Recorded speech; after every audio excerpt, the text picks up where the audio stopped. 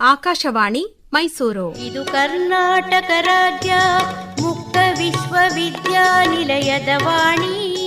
KSOU Muktavani Karnataka ರಾಜ್ಯ ಮುಕ್ತ ವಿಶ್ವವಿದ್ಯಾನಿಲಯದ ಅಧ್ಯಯನ ಅವಕಾಶಗಳನ್ನು ಕುರಿತ ಪ್ರಾಯೋಜಿತ ಬಾನುಲಿ ಸರಣಿ. ಎಲ್ಲರ ಮನೆಗೂ ಎಲ್ಲರ ಮನಗೂ ವಿಶ್ವಜ್ಞಾನವನ್ನು ನೀಡುವ ವಾಣಿ. ಪ್ರಾಯೋಜಕರು ಪ್ರಸಾರಾಂಗ ಕರ್ನಾಟಕ ರಾಜ್ಯ ಮುಕ್ತ ವಿಶ್ವವಿದ್ಯಾನಿಲಯ ಮೈಸೂರು. ಯಾವುದೇ ಪದವಿ ಕಲಿಯಲು ಇರುವುದು ಮುಕ್ತ ವಿಶ್ವವಿದ್ಯಾನಿಲಯದ ವಾಣಿ. ಕರ್ನಾಟಕ ರಾಜ್ಯ ಮುಕ್ತ ವಿಶ್ವವಿದ್ಯಾನಿಲಯದ ಮಾಹಿತಿ ತಂತ್ರಜ್ಞಾನ ವಿಭಾಗದಲ್ಲಿನ ಅಧ್ಯಯನ ಅವಕಾಶಗಳನ್ನು ಕುರಿತು ವಿಭಾಗದ ಮುಖ್ಯಸ್ಥರಾದ ಡಾ. BS ರಶ್ಮಿ ಅವರೊಂದಿಗಿನ ಸಂದರ್ಶನದ 2ನೇ ಭಾಗ. ಕರ್ನಾಟಕ ರಾಜ್ಯ ಮುಕ್ತ ವಿಶ್ವವಿದ್ಯಾನಿಲಯದ ಪ್ರಾಯೋಜಿತ ಬಾನುಲಿ ಸರಣಿ KSOU ಮುಕ್ತವಾಣಿಗೆ ಆತ್ಮೀಯವಾದಂಥ ಸ್ವಾಗತ. ಇವತ್ತಿನ ಕಾರ್ಯಕ್ರಮದಲ್ಲಿ ಕರ್ನಾಟಕ ರಾಜ್ಯ ಮುಕ್ತ ವಿಶ್ವವಿದ್ಯಾನಿಲಯದ ಮಾಹಿತಿ ತಂತ್ರಜ್ಞಾನ ಅಧ್ಯಯನ ವಿಭಾಗದಲ್ಲಿ ಇರುವಂತಹ ಅಧ್ಯಯನ ಅವಕಾಶಗಳನ್ನು ಕುರಿತಂತೆ ನಮಗೆ ಹೆಚ್ಚಿನ ಮಾಹಿತಿ ಮಾಡಿಕೊಡ್ಲಿಕ್ಕೆ ಅಂತ ಹೇಳಿ ವಿಭಾಗದ ಮುಖ್ಯಸ್ಥರಾದ ಡಾ. BS ರಶ್ಮಿ ಅವರು ನಮ್ಮೊಟ್ಟಿಗಿದ್ದಾರೆ. ಅವರನ್ನ ಮಾತನಾಡಿಸಿ ಹೆಚ್ಚಿನ ಮಾಹಿತಿಯನ್ನು ಪಡ್ಕೊಳ್ಳೋಣ. ಮೇಡಮ್, ಕಾರ್ಯಕ್ರಮಕ್ಕೆ ಸ್ವಾಗತ. ನಮಸ್ಕಾರ ಸರ್. ಮೇಡಮ್, ಇನ್ನು ಇನ್ಫಾರ್ಮೇಷನ್ ಟೆಕ್ನಾಲಜಿ ವಿಭಾಗದಲ್ಲಿ ಏನೇನೆಲ್ಲ ವಿದ್ಯಾರ್ಥಿಗಳು ಪ್ರಾಜೆಕ್ಟ್ ವರ್ಕ್ನೆಲ್ಲ ಮಾಡಬೇಕಾಗುತ್ತೆ ಮೇಡಮ್? ಸರ್, ನಮ್ಮ ವಿಭಾಗದಲ್ಲಿ BSc IT, MSc IT ಮತ್ತು MSc ಡೇಟಾ ಸೈನ್ಸ್ ಅಂತಿಮ ಸೆಮಿಸ್ಟರ್ನಲ್ಲಿ ಇರ್ತಾರಲ್ಲ, ಅವ್ರಿಗೆ ಮಾತ್ರ ಪ್ರಾಜೆಕ್ಟ್ ಕಡ್ಡಾಯ ಮಾಡಿದೀವಿ.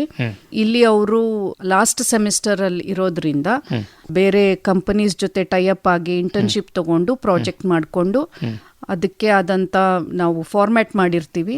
ಸೊ ಆ ಫಾರ್ಮ್ಯಾಟ್ ಪ್ರಕಾರ ಅವರು ನಮಗೆ ಸಬ್ಮಿಷನ್ ಮಾಡಬೇಕಾಗುತ್ತೆ. ಈಗ ಫಾರ್ ಎಕ್ಸಾಂಪಲ್ ಜರ್ನಲಿಸಮ್ ನಲ್ಲಿ ರೇಡಿಯೋನ ಆಪ್ಟ್ ಮಾಡ್ಕೊಂಡಿದ್ರೆ ಅವರು ಆಕಾಶವಾಣಿ ಕೇಂದ್ರಕ್ಕೆ ಇಂಟರ್ನ್ಶಿಪ್ ಬರ್ತಾರೆ. ಆ ರೀತಿ ಬೇರೆ ಬೇರೆ ಕಂಪನೀಸ್ ಅಲ್ಲಿ ಇಂಟರ್ನ್ಶಿಪ್ ತಗೊಂಡು ಅವರು ಮಾಡ್ಕೊಂಡು ಬರ್ಬೋದು. ಅದನ್ನ ಯಾವ್ದು ವಿಶ್ವವಿದ್ಯಾನಿಲಯವೇ ನಿಗದಿಪಡಿಸುತ್ತಾ ಅಥವಾ ವಿದ್ಯಾರ್ಥಿಗಳು ಅವರೇ ಸೆಲೆಕ್ಟ್ ಮಾಡ್ತಾರೆ? ಇಲ್ಲ, ವಿದ್ಯಾರ್ಥಿಗಳನ್ನೇ ಸೆಲೆಕ್ಟ್ ಮಾಡಿ ಅವರೇ ಅಲ್ಲಿ ಕಂಪನಿಗೆ ರೀಚ್ ಆಗಿ ಅವರು ಇಂಟರ್ನ್ಶಿಪ್ ಎಲ್ಲಿ ಅವಕಾಶ ಇದೆ ಮಾಡ್ಕೊಂಡು ಬರಬೇಕು. ನಾವು ಮುಂಚೆನೆ ಸೆಮಿಸ್ಟರ್ ಸ್ಟಾರ್ಟ್ ಆಗೋವಾಗ್ಲೇನೆ ಅವ್ರಿಗೆ ಏನೇನು ಇನ್ಫಾರ್ಮೇಶನ್ ಬೇಕು ಪ್ರಾಜೆಕ್ಟ್ ಮಾಡಕ್ಕೆ, ಸೊ ಅದೆಲ್ಲ ಇನ್ಫಾರ್ಮೇಶನ್ ಅವ್ರಿಗೆ ಕೊಟ್ಟಿರ್ತೀವಿ. So at the end of the semester ಅವ್ರಿಗೆ ಪ್ರಾಜೆಕ್ಟ್ ಇವ್ಯಾಲ್ಯೂಯೇಷನ್ ಇರುತ್ತೆ. ಅವರು ಡೆಮೋ ಕೊಡಬೇಕಾಗತ್ತೆ. ಆಮೇಲೆ ಅವರು ಸಿನಾಪ್ಸಿಸ್ ಎಲ್ಲ ಪ್ರೆಸೆಂಟ್ ಮಾಡ್ಕೊಂಡಿರ್ತಾರೆ. ಎಕ್ಸ್ಟರ್ನಲ್ ಇವ್ಯಾಲ್ಯೂಯೇಟರ್ಸ್ ಬಂದಿರ್ತಾರೆ. ಅವ್ರ ಮುಂದೆ ಅವ್ರದ್ದು ಪ್ರಾಜೆಕ್ಟ್ ಡೆಮೋ ಕೊಟ್ಟು ಅವ್ರದ್ದು ಪ್ರೆಸೆಂಟೇಷನ್ ಮಾಡಿ ನಾವು ಇವ್ಯಾಲ್ಯೂಯೇಷನ್ ಮಾಡ್ತೀವಿ. ಸರ್, ಅಂದ್ರೆ ಇದಕ್ಕೆ ಪ್ರಾಜೆಕ್ಟ್ಗೆ ಏನು ಸಬ್ಜೆಕ್ಟ್ ನ ಆಯ್ಕೆ ಮಾಡ್ಕೋಬೇಕು ಅನ್ನೋದು ವಿದ್ಯಾರ್ಥಿಗಳೇ ಆಯ್ಕೆ ಮಾಡ್ಕೋಬಹುದಾ? ಇಲ್ಲ, ನಾವು ಗೈಡ್ ಜೊತೆನೂ ಡಿಸ್ಕಸ್ ಮಾಡಿರ್ತಾರೆ. ಮಾಡಿಕೊಂಡು ಸ್ಟೂಡೆಂಟ್ಸ್ಗೆನೆ ಇಂಡಿಪೆಂಡೆನ್ಸ್ ಕೊಟ್ಟಿರ್ತೀವಿ. ಸೊ ಅವ್ರಿಗೂ ಕ್ರಿಯೇಟಿವಿಟಿ ಬರುತ್ತೆ ಅಂತ ಅವ್ರಿಗೆ ನಾವು ಬಿಟ್ಟಿರ್ತೀವಿ. ಮೇಡಮ್, ಇನ್ನು ಕಾಂಟ್ಯಾಕ್ಟ್ ಕ್ಲಾಸ್ಗಳು ಅನ್ನೋದು ತುಂಬಾ ಅವಶ್ಯಕವಾಗಿರುತ್ತೆ. ಈಗ ಬೇರೆ ಆರ್ಟ್ಸ್ ಮತ್ತೆ ಕಾಮರ್ಸ್ ವಿಷಯಗಳಿಗೆ ನಡೆಯೋಕ್ಕಿಂತ ಹೆಚ್ಚಿನದಾಗಿ ಇದು ಸೈನ್ಸ್ ಸಬ್ಜೆಕ್ಟ್ ಆಗಿರೋದ್ರಿಂದ ಏನು ವ್ಯತ್ಯಾಸ ಇರುತ್ತೆ? ಹೇಗೆ ನಡೆಸ್ತೀರಿ ಮೇಡಮ್ ಕಾಂಟ್ಯಾಕ್ಟ್ ಪ್ರೋಗ್ರಾಮ್ಗಳನ್ನ? ಸರ್, ನಮ್ಮ ವಿಭಾಗದಲ್ಲಿ PCP ಕಾರ್ಯಕ್ರಮ ಅಂತೀವಿ, ಪರ್ಸನಲ್ ಕಾಂಟ್ಯಾಕ್ಟ್ ಪ್ರೋಗ್ರಾಮ್ನ ಬ್ಲೆಂಡೆಡ್ ಮೋಡ್ ಅಲ್ಲಿ ಮಾಡ್ತೀವಿ. ಅಂದ್ರೆ ಥಿಯರಿನ ಆನ್ಲೈನ್ ಮಾಡ್ತೀವಿ, ಪ್ರಾಕ್ಟಿಕಲ್ಸ್ ನ ಆಫ್ಲೈನ್ ಮಾಡ್ತೀವಿ. ಸೊ ಅವ್ರಿಗೆ UG-PG ಕೋರ್ಸ್ಗಳಾದ್ರೆ 18 ದಿವಸ ನಾವು ಸ್ಪ್ರೆಡ್ ಔಟ್ ಮಾಡ್ಕೊಂಡಿರ್ತೀವಿ, ಪ್ಲಾನ್ ಮಾಡ್ಕೊಂಡಿರ್ತೀವಿ ಥಿಯರಿ ಕ್ಲಾಸ್ಗೆ. ಸೊ ಡಿಪ್ಲೊಮಾ ಪ್ರೋಗ್ರಾಮ್ಸ್ ಆದರೆ 5-7 ದಿನಗಳು ಮಾತ್ರ ನಾವು ಮಾಡ್ಕೊಂಡಿರ್ತೀವಿ.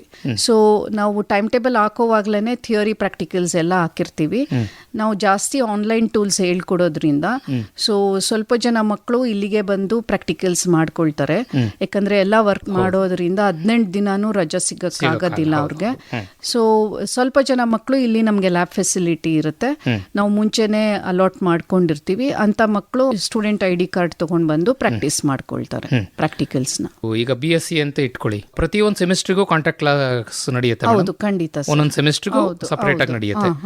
ಈಗ ಒಂದು ಸೆಮಿಸ್ಟರ್ದು ಕಾಂಟ್ಯಾಕ್ಟ್ ಕ್ಲಾಸಿಗೆ ಅವ್ರು ಬರ್ಲಿಕ್ಕೆ ಆಗ್ಲಿಲ್ಲ, ಹಾಗಿದ್ದಾಗ ಅವರು 2ನೇ ಸೆಮಿಸ್ಟರ್ ನಡೆಯುವಾಗ ಮೊದಲನೇ ಸೆಮಿಸ್ಟರ್ದು 2ನೇ ಸೆಮಿಸ್ಟರ್ದು ಎರಡು ಒಟ್ಟಿಗೆ ಅಟೆಂಡ್ ಮಾಡ್ಕೋಬಹುದಾ?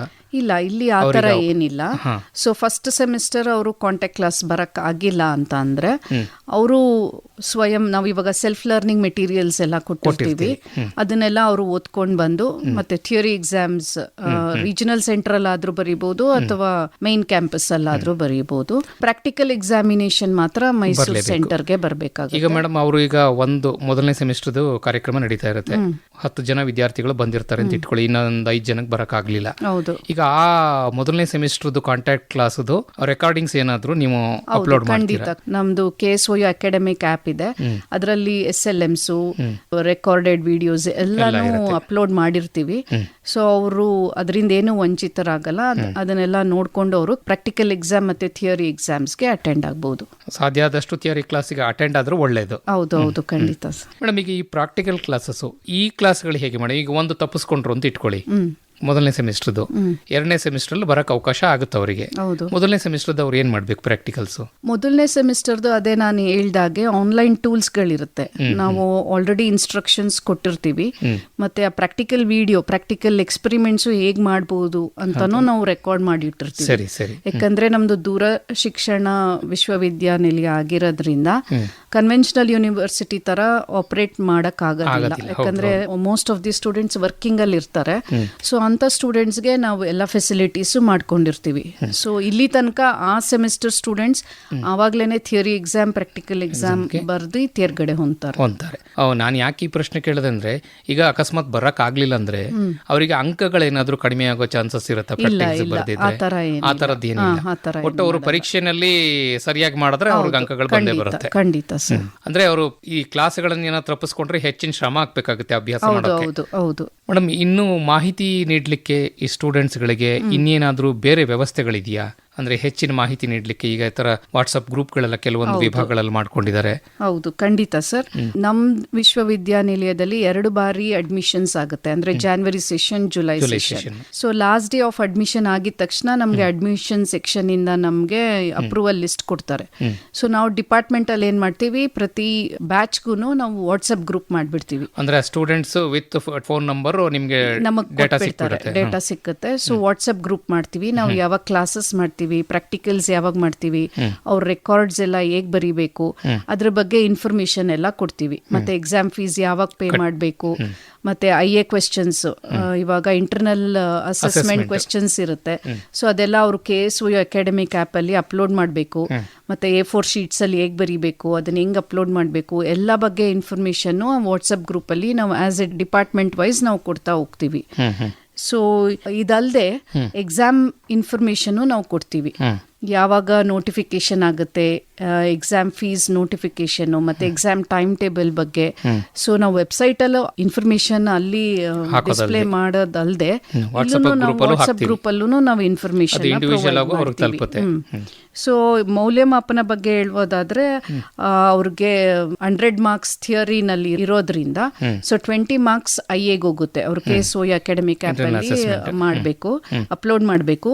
ಮತ್ತೆ 80 ಮಾರ್ಕ್ಸ್ ಅವ್ರಿಗೆ ಟರ್ಮ್ ಅಂಡ್ ಎಕ್ಸಾಮಿನೇಷನ್ ಇರುತ್ತೆ. ಸೊ ಇಲ್ಲಿ ನಾವು IA ನಾವು ಹೇಗೆ ಅಸೆಸ್ ಮಾಡ್ತೀವಿ ಅಂತಂದ್ರೆ, ಅವ್ರಿಗೆ IA ಕ್ವೆಶ್ಚನ್ಸ್ ನಾವು ಪ್ರತಿ ಕೋರ್ಸ್ಗೂ ಅಪ್ಲೋಡ್ ಮಾಡಿರ್ತೀವಿ. ಅವ್ರು ಅದನ್ನ ಬರಿಬೇಕಾಗುತ್ತೆ. ಮತ್ತೆ ಪ್ರತಿ ಸೆಮಿಸ್ಟರ್, ಪ್ರತಿ ಕೋರ್ಸ್, ಮತ್ತೆ ಟೆಸ್ಟ್ಗಳು ಕೊಡ್ತೀವಿ, ಸೆಮಿನಾರ್ಗಳು ಕೊಡ್ತೀವಿ, ಗೂಗಲ್ ಫಾರ್ಮ್ ಶೀಟ್ಸ್ ಅಲ್ಲಿ ಮಲ್ಟಿಪಲ್ ಚಾಯ್ಸ್ ಕ್ವೆಶ್ಚನ್ಸ್ ಕೊಡ್ತೀವಿ. ಸೊ ಇದೆಲ್ಲ ಕೊಡೋದ್ರಿಂದ ಅವ್ರಿಗೆ ಇನ್ಫಾರ್ಮೇಶನ್ ಟೈಮ್ಗೆ ಆ ಸೆಮಿಸ್ಟರ್ಗೆ ಅವರು ಎಕ್ಸಾಮ್ಸ್ ಎಲ್ಲ ಮುಗಿಸ್ಕೊಳ್ತಾ ಇದ್ದಾರೆ ಸರ್. ಮೇಡಮ್, ಈಗ ಇಂಟರ್ನಲ್ ಅಸೆಸ್ಮೆಂಟು ಅವರು ಅದನ್ನು ನೀವು ಅಪ್ಲೋಡ್ ಮಾಡಬೇಕು ಅಂತ ಹೇಳಿದ್ರಿ. ಈಗ ಒಂದು ಸೆಮಿಸ್ಟ್ರಿಗೆ ಇಂಥ ದಿನಾಂಕದಲ್ಲಿ ಎಕ್ಸಾಮ್ ನಡೆಯುತ್ತೆ ಅಂತ ಶೆಡ್ಯೂಲ್ ಆಗಿರುತ್ತೆ. ಆ ಎಕ್ಸಾಮ್ ನಡೆಯೋ ದಿನಾಂಕದ ಒಳಗಡೆನೆ ಸಬ್ಮಿಟ್ ಮಾಡಬೇಕಾ? ಅದು ಹೌದು, ಹೇಗೆ ಅದಕ್ಕೆಲ್ಲ ಇನ್ಫಾರ್ಮೇಶನ್ ಸ್ಟೂಡೆಂಟ್ಸ್ಗೆ ಕೊಡ್ತಾರೆ. ಸರ್ಕ್ಯುಲರ್ಸ್ ಎಲ್ಲಾನು ವೆಬ್ಸೈಟ್ ಅಲ್ಲಿ ಹಾಕ್ತಾ ಇರ್ತಾರೆ. ಮತ್ತೆ ನಾವು ವಾಟ್ಸ್ಆಪ್ ಗ್ರೂಪ್ ಮಾಡೋದಲ್ಲದೆ ಯೂನಿವರ್ಸಿಟಿಯಿಂದ ಟೆಲಿಗ್ರಾಮ್ ಗ್ರೂಪ್ ಮಾಡಿರ್ತಾರೆ. ಅಲ್ಲೂ ಅವ್ರಿಗೆ ಕಾಲಕ್ಕೆ ಏನೇನ್ ಶೆಡ್ಯೂಲ್ಸ್ ಆಗ್ತಿರುತ್ತೆ ಅದೆಲ್ಲ ಇನ್ಫಾರ್ಮೇಶನ್ ಹೋಗ್ತಾ ಇರುತ್ತೆ. ನಾವು ಅಲ್ಲಿಂದ ಇನ್ಫಾರ್ಮೇಶನ್ ತಗೊಂಡು ವಾಟ್ಸ್ಆಪ್ ಗ್ರೂಪ್ಗೂ ಹಾಕ್ತಿವಿ.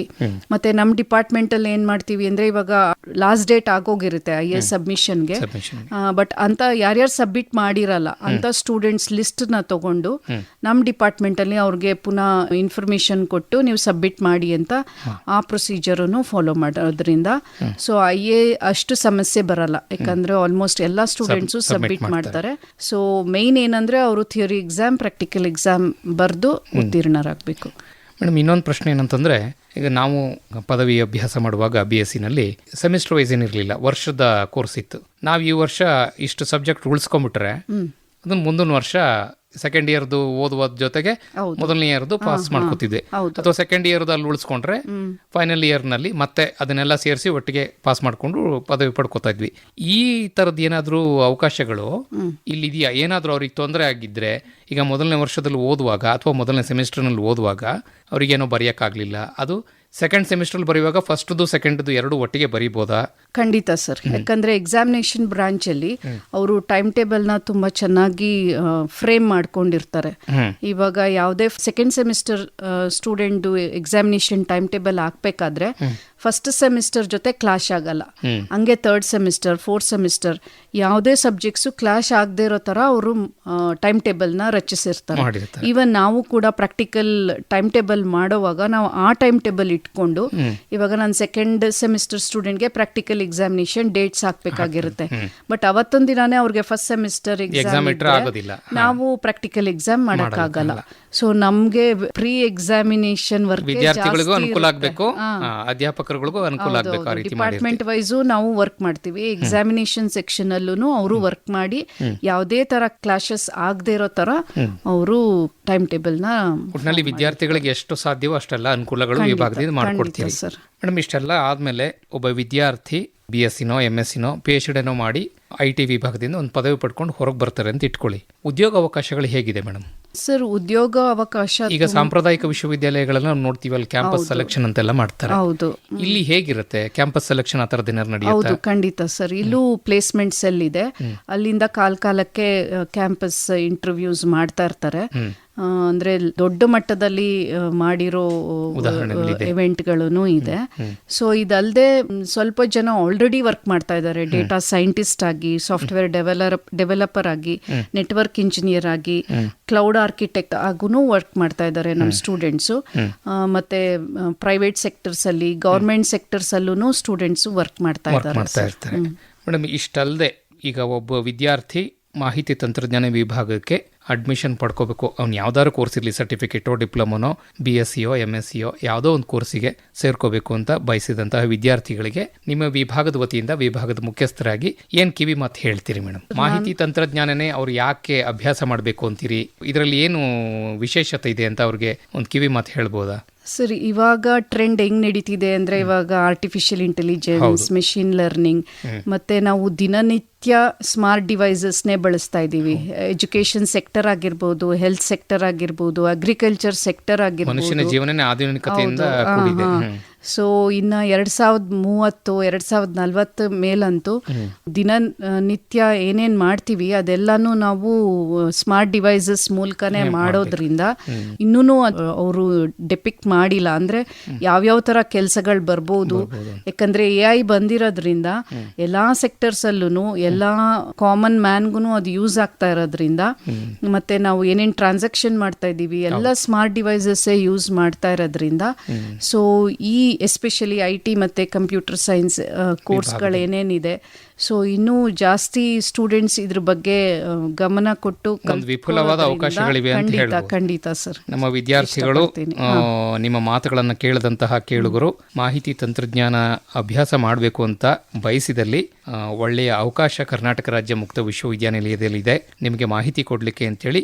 ವಿಭಾಗದಲ್ಲೂ ಕೂಡ ಒಳ್ಳೊಳ್ಳೆ ಅಧ್ಯಾಪಕರುಗಳಿದ್ದಾರೆ, ಸಾಕಷ್ಟು ಜನ ಅಧಿಕಾರಿಗಳಿದ್ದಾರೆ. ಏನ್ ಬೇಕಾದ್ರೂ ಮಾಹಿತಿ ಸಿಗುತ್ತೆ, ಅದನ್ನೆಲ್ಲ ಪಡ್ಕೊಂಡು ಅವರು ಪ್ರವೇಶವನ್ನು ಪಡ್ಕೊಳ್ಳಿ ಅಂತ ನಾವು ಕೂಡ ಹಾರೈಸೋಣ. ಇಷ್ಟೊತ್ತು ನಿಮ್ಮ ವಿಭಾಗದಿಂದ ಬಂದು ಮಾಹಿತಿ ಮಾಡಿಕೊಟ್ಟಿದ್ದಕ್ಕಾಗಿ ನಿಮಗೆ ಕೇಳುಗರ ಪರವಾಗಿ ಧನ್ಯವಾದಗಳು. ನಮಸ್ಕಾರ ಮೇಡಮ್. ಯಾವುದೇ ಸ್ಟೂಡೆಂಟ್ಸ್ಗೆ ಏನೇ ಸಂದೇಹವಿದ್ದಲ್ಲಿ ಯೂನಿವರ್ಸಿಟಿ ವೆಬ್ಸೈಟ್ಗೆ ಲಾಗಿನ್ ಆಗ್ಬೋದು, ಮತ್ತೆ ನಮ್ಮ ವಿಭಾಗದ ಅಧ್ಯಾಪಕರನ್ನ ಸಂಪರ್ಕಿಸಬಹುದು. ಧನ್ಯವಾದಗಳು. ಕರ್ನಾಟಕ ರಾಜ್ಯ ಮುಕ್ತ ವಿಶ್ವವಿದ್ಯಾನಿಲಯದ ಮಾಹಿತಿ ತಂತ್ರಜ್ಞಾನ ವಿಭಾಗದಲ್ಲಿನ ಅಧ್ಯಯನ ಅವಕಾಶಗಳನ್ನು ಕುರಿತು ವಿಭಾಗದ ಮುಖ್ಯಸ್ಥರಾದ ಡಾಕ್ಟರ್ BS ರಶ್ಮಿ ಅವರೊಂದಿಗಿನ ಸಂದರ್ಶನದ 2ನೇ ಭಾಗ ಕೇಳಿದಿರಿ. ಸಂದರ್ಶಕರು S. ಲಕ್ಷ್ಮೀನಾರಾಯಣ.